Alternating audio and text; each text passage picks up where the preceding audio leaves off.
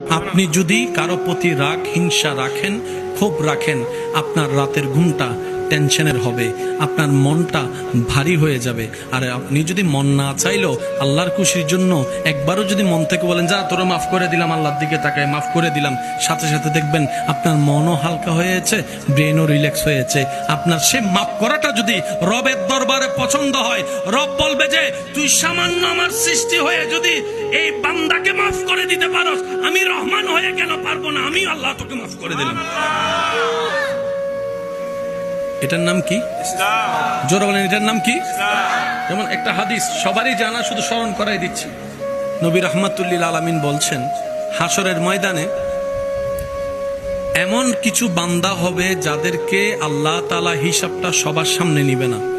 তারা বিচারে যাওয়ার সাথে সাথে আল্লাহ তাদের চতুর্দিকে রহমতের একটা পর্দা তুলে দিবেন। আর একটু জোরে বলি, যে সেই জায়গায় থাকবে সৌভাগ্যবান সে ব্যক্তি। ওই পর্দার ভিতরে বান্দাকে ঢুকিয়ে সবার চোখ থেকে আড়াল করে ফেলবে আল্লাহ তাকে।